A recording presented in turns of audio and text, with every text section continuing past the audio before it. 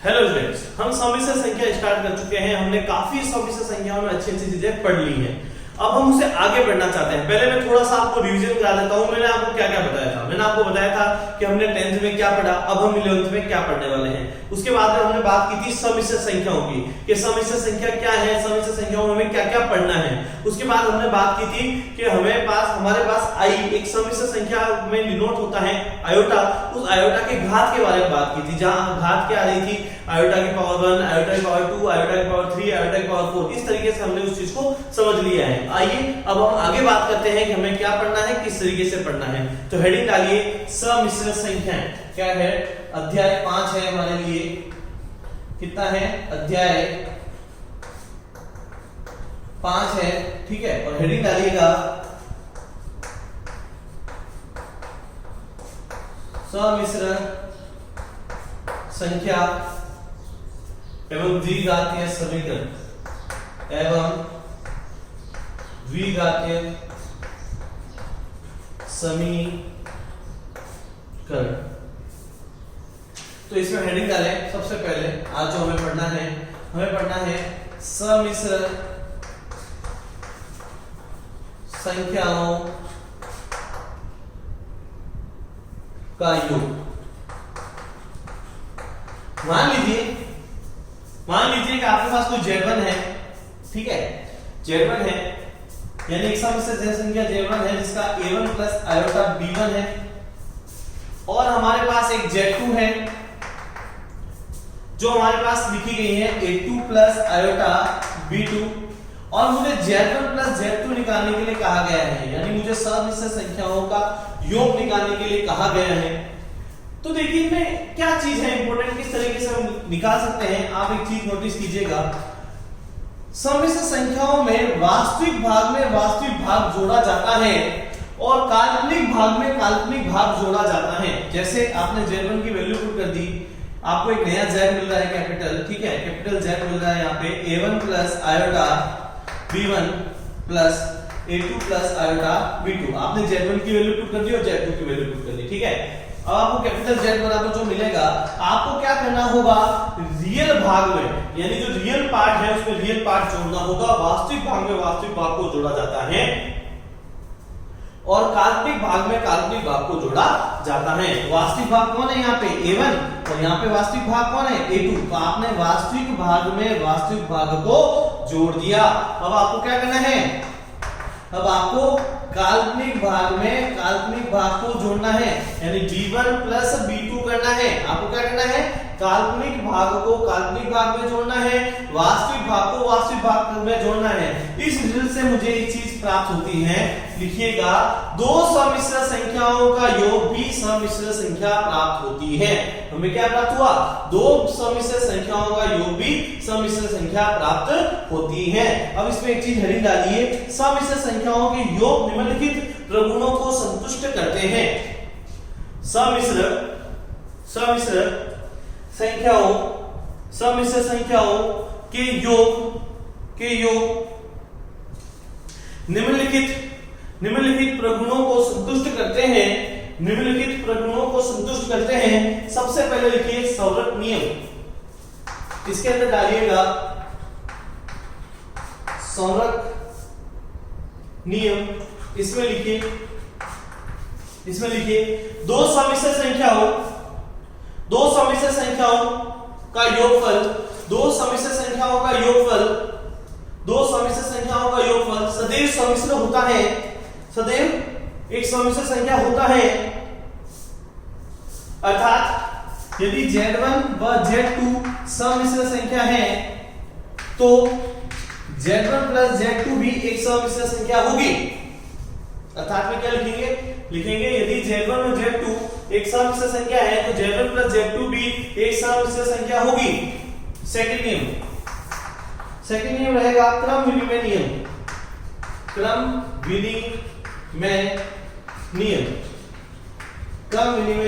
लिखें किन्हीं दो सम्मिश्र संख्याओं Z1 और Z2 के लिए, किन्हीं दो सम्मिश्र संख्याओं Z1 और Z2 के लिए बराबर होता है Z1 प्लस Z2 बराबर होना चाहिए Z2 प्लस Z1 के। देख लीजिए समिश्र संख्याओं का जो योग गुणधर्म है वो क्रम विनिमय नियम का पालन करता है। यदि आपने पहली समिश्र संख्या में दूसरी समिश्र संख्या को जोड़ दिया है, यदि आपने दूसरी समिश्र संख्या को पहली समिश्र संख्या में जोड़ दिया है, तो वह क्रम विनिमय गुणधर्म का पालन करते हैं। वह किसका पालन करने वाले हैं? क्रम विनिमय गुणधर्म का पालन करने वाले हैं। ध्यान से समझ लीजिएगा, किसका गुणधर्म का पालन कर रहे हैं? क्रम विनिमय। ये चीज आपको बहुत अच्छे से समझ में आ जाएगी। हमने किस गुणधर्म का पालन कर लिया? क्रम विनिमय। ठीक है, दूसरा नियम भी हमारा समाप्त होता है। तीसरा लिख लीजिए, वो है सहचर्य नियम। सहचर्य नियम कौन सा नियम है? सहचर्य। सहचर्य नियम में क्या होता है? लिखिए, किन्हीं तीन समिश्र संख्याओं Z1, Z2 और Z3 के लिए किन्हीं तीन समिश्र संख्याओं Z1, Z2 और Z3 के लिए हम कहते हैं कि Z1 plus Z2 plus Z3 बराबर होता है Z1 plus Z2 plus Z3 के। ये होता है हमारा सहचर्य नियम। ये हमारा कौन सा नियम होता है? सहचर्य नियम होता है। ठीक है, तीसरा नियम लिख दीजिएगा, सहचर्य। सहचर्य में हमें लिखना है, यदि हमारे पास तीन समिश्र संख्या है, कौन कौन सी? Z1, हमारे पास समिश्र संख्या कौन सी है? Z2, हमारे पास समिश्र संख्या कौन सी है? Z3। तो ये कंडीशन हमारी फॉलो करेगी। क्या फॉलो करना है? Z1 प्लस Z2 को यदि मैं योग कर फिर Z3 में जोड़ूं, देखिए Z1 प्लस Z2 क्या है? दो समिश्र संख्याओं का योग, जो मुझे क्या प्राप्त होगा? समिश्र प्राप्त होगा।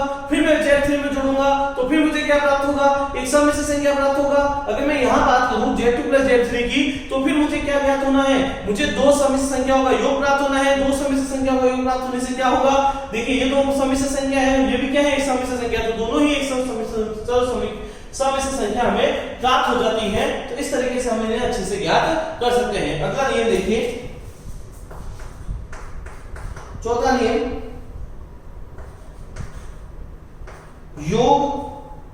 योगात्मक तत्समक का अस्तित्व। ठीक है, लिखिए, समिश्र संख्या 0 plus iota 0, 0 plus iota 0, 0 plus iota 0 योगात्मक तत्समक अथवा शून्य समिश्र संख्या कहलाती है। योगात्मक तत्समक या शून्य समिश्र संख्या कहलाती है, जिसे प्रत्येक समिश्र संख्या Z प्लस 0 बराबर Z से निरूपित करते हैं। ठीक है, अगर आपने किसी भी देखिए शून्य समिश्र संख्या को Z में जोड़ दिया तो हमें पुनः क्या प्राप्त होने वाला है? Z प्राप्त होने वाला है। तो योगात्मक तत्समक के लिए हम लिखने वाले हैं कि किसी भी जो समिश्र संख्या है जिसमें 0 प्लस आयोटा 0 है, वो एक शून्य समिश्र संख्या को दर्शाता है। और हमने ये लिख दिया है कि Z प्लस 0 हमें क्या प्राप्त होने वाला है? Z प्राप्त होने वाला है। अब हम बात करते हैं पांचवें पॉइंट। जो हमारा पांचवा पॉइंट है वो है योगात्मक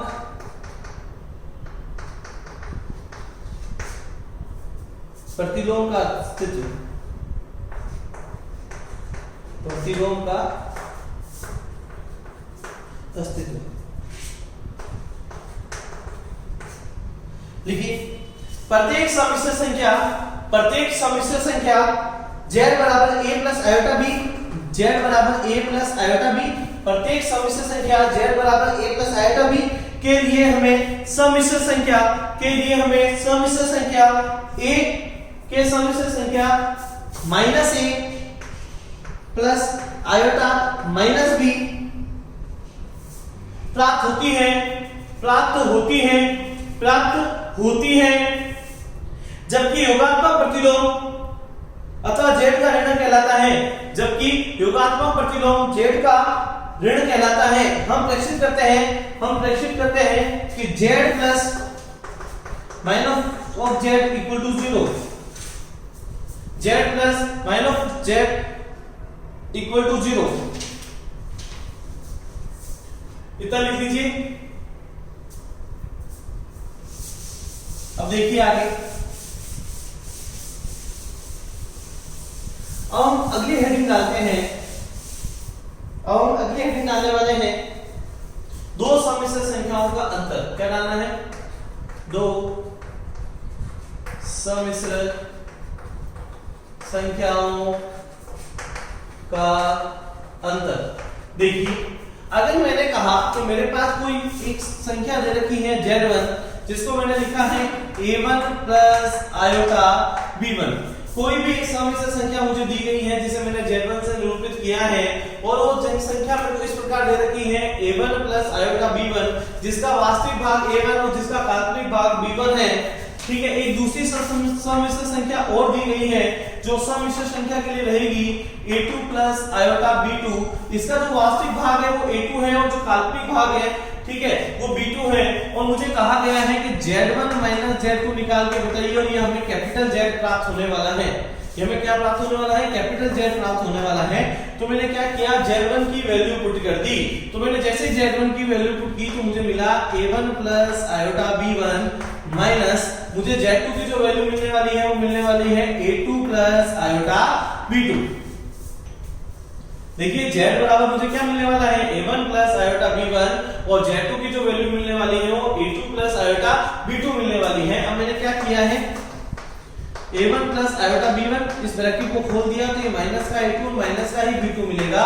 तो जिस प्रकार हमने योग में वास्तविक भाग में वास्तविक भाग जोड़ा था उसी प्रकार हम अंतर में वास्तविक भाग में से वास्तविक भाग को घटाएंगे तो मुझे मिलेगा A1 माइनस A2 माइनस हम क्या कर सकते हैं, देखिए ये प्लस है ये माइनस है तो मैंने प्लस लगा दिया आयोटा B1 माइनस B2 यही आएगा। देख लीजिए तो हमें जो मिलने वाला है अंतर वो ये मिलने वाला है Z बराबर A1 minus A2 plus iota B1 minus B2। इस तरीके से हम ये लिख सकते हैं। हमने क्या लिखा है A1 minus A2 plus iota B1 minus B2 और ये हमें इस तरीके से हमें मिल जाएगा Z बराबर है ये Z1 माइनस Z2। ये होता है दो सम्मिश्र संख्याओं का अंतर। हमेशा याद लिख लीजिए इसके अंदर दो सम्मिश्र संख्याओं का अंतर भी हमें सम्मिश्र संख्या प्राप्त होती है।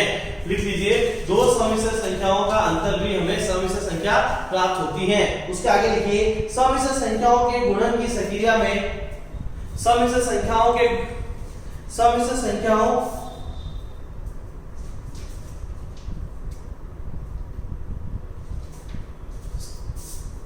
लिखिए आगे हेडिंग डालिए, वीडियो पॉज कीजिए, पहले इतना लिख लीजिए एक बार। अब हम लिख लेते हैं तीसरा नंबर डाल देते हैं दो सम्मिश्र संख्याओं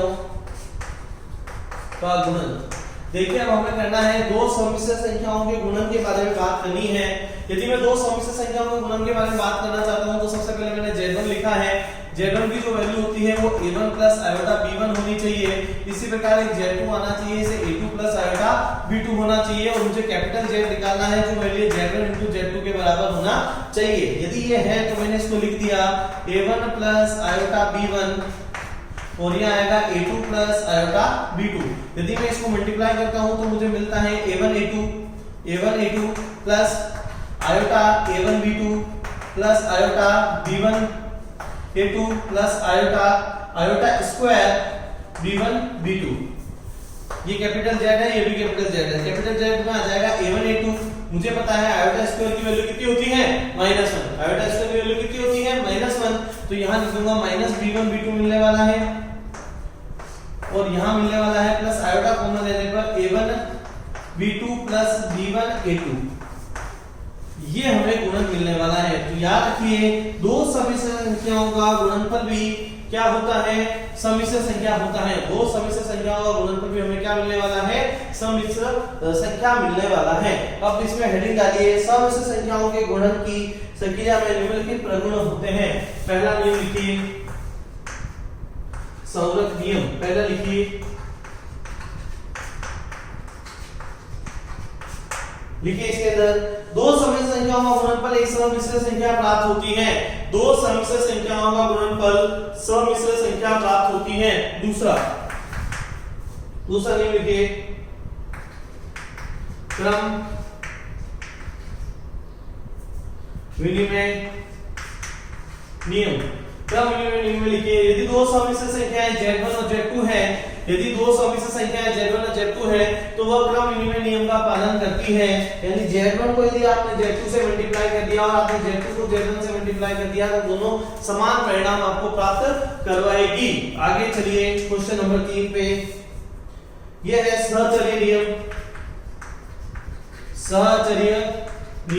सहचर्य नियम में लिखिएगा यदि तीन समिश्र संख्याएं Z1, Z2, Z3 दे रखी हैं, यदि सहचर्य नियम में लिखिएगा यदि तीन समिश्र संख्याएं Z1, Z2, Z3 दे रखी हैं तो हम लिख सकते हैं कि Z1 into Z2 multiply by Z3 बराबर होना चाहिए Z1 into Z2 multiply by Z3 के। यह हमारे सहचर्य नियम का पालन करता है। आगे चलिए इसमें